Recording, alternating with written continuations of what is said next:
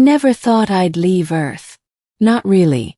Sure, I spent countless nights staring up at the stars from my apartment window in New Chicago, wondering what it would be like to escape the choking smog and screaming noise.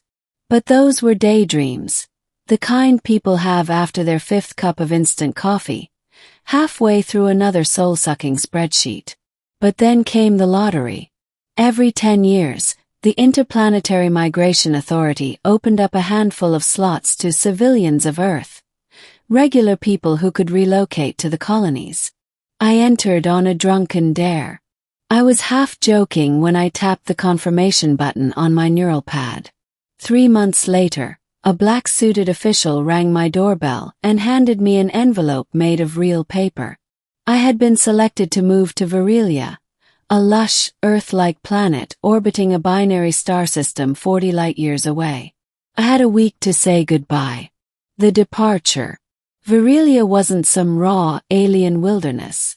It was a thriving settlement for thousands of species, governed under the federated concord of civilized worlds.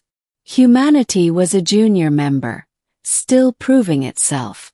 That's why I was shocked when they assigned me a luxury integration package.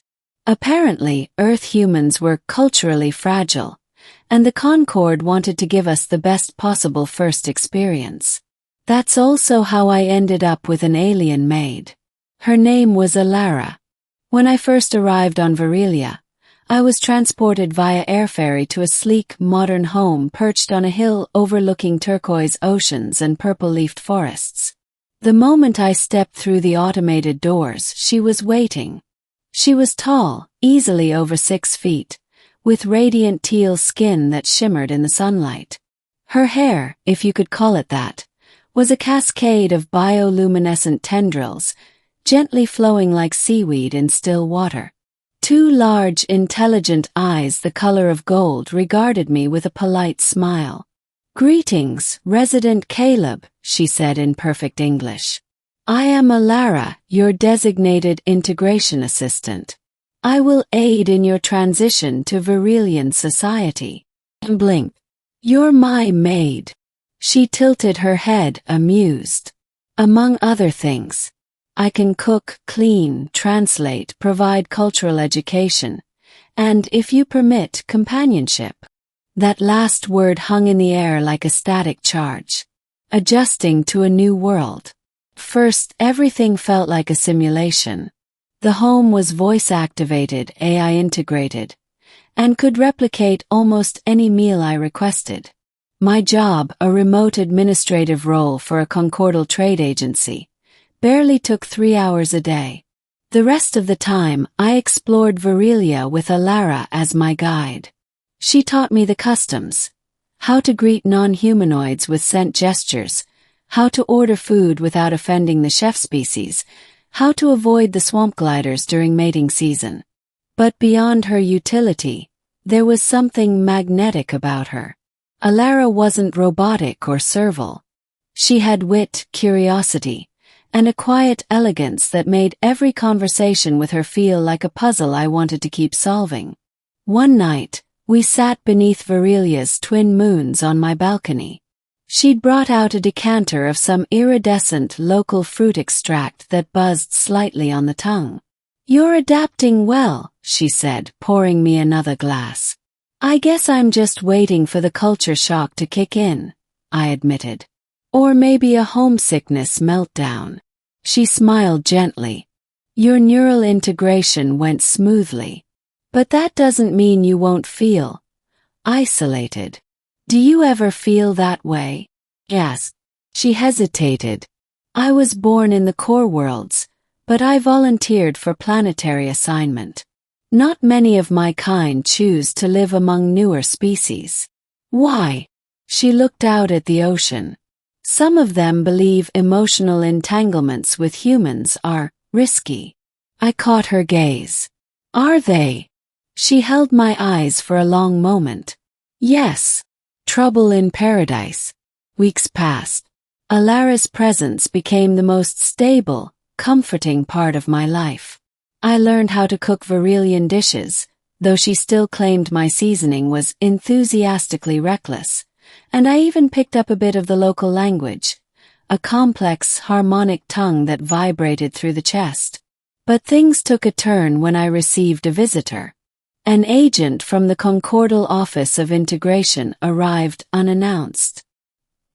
He was a tall, hard-faced humanoid with silver eyes and a coat that rippled like ink.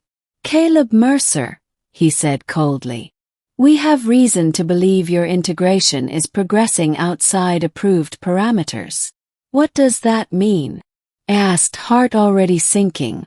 "It means your relationship with your assigned assistant has exceeded boundaries. You were given Alara to help you adapt, not to form a romantic attachment." I didn't deny it. How could I? By then, Alara and I were inseparable. And yes, something more than friendship had bloomed, slow, delicate, but undeniable. "We're not hurting anyone," I said. "That's irrelevant. Your bond with Alara breaches interspecies intimacy regulations under the new arrival code. She will be reassigned immediately." "No," I said, standing. "She's not property.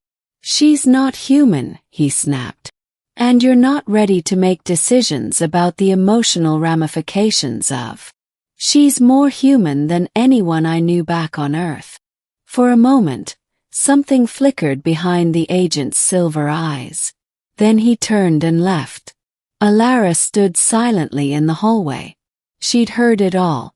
"I can appeal the reassignment," I told her. She smiled, but it was sad. "No. It's better if I go." "Alara, don't make this harder." I knew the risks. I chose to serve on Virilia. I chose you. And just like that she was gone. The collapse and the choice. Without her the house felt dead. The sunsets were dull. The air had lost its music. I tried to file complaints, contact officials, escalate through concordal channels, but every avenue was blocked. It was as if I'd been labeled, emotionally compromised, unfit for integration. Then, 3 nights later, the power in my home went out. The AI shut down. Communications died. The house went dark. First, I thought it was a glitch. But then the perimeter sensors flickered red. An unauthorized life form had breached the property. I grabbed the only weapon I had, a compact stun pulse, and crept outside. That's when I saw them. A rogue Keldari, a species known for black market organ trading, stood near the outer gates. They were heavily armored and scanning the house. I knew why. Human newcomers like me had high-value neural augmentations. On the black market, my brain was worth a small fortune. The moment they saw me, the Keldari hissed and lunged. I fired wildly, missed, and stumbled backward. Then, from the shadows, came a flash of blue light. The Keldari dropped mid-charge. Behind him stood Alara, holding a concordal weapon I'd never seen before. "You okay?" she asked, rushing to me. "How?" gasped. "I never really left," she said. "I appealed the reassignment to my people. When they denied it, I came back off record." "You're going to get in so much trouble for this," I said, half laughing, half crying. She knelt beside me. "Some things are worth breaking the rules for. A new future." The incident forced the Concord to reevaluate its policies. My case, widely publicized thanks to a nosy local journalist bot, sparked debate across the colonies about the nature of consent, autonomy, and interspecies bonds. Eventually I was offered a choice. Return to Earth and have my memory of Virilia erased.